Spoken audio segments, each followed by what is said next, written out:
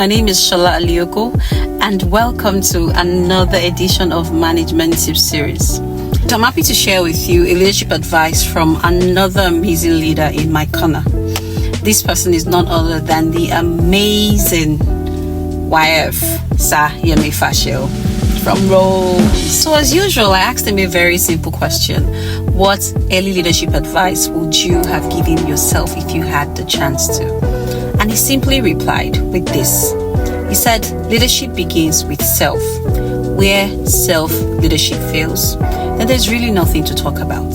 Not in his exact words, but he pretty much stressed the importance of self-leadership, which is what I will be talking about today.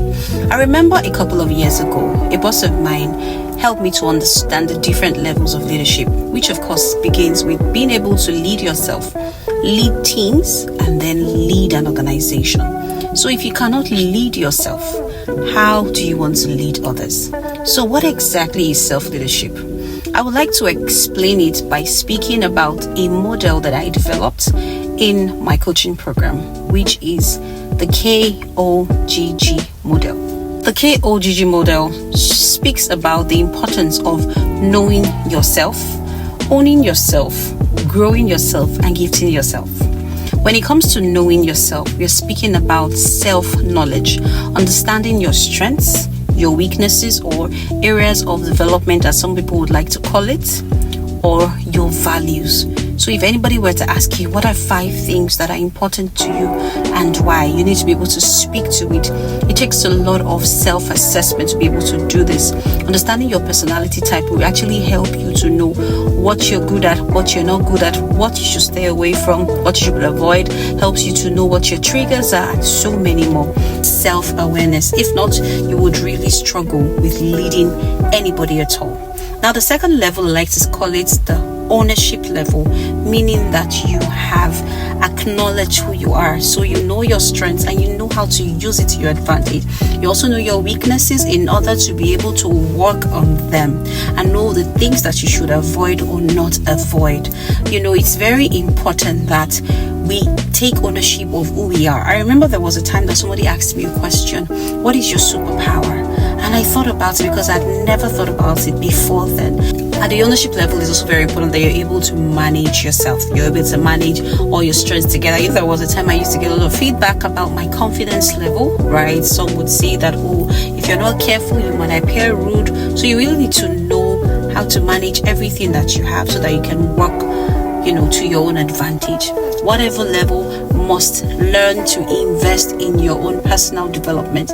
You must learn to work on your areas of improvement. You must learn to, proactively seek feedback so that you can work on yourself and be a better person. There just must be an intentionality about you growing. You cannot give what you do not have.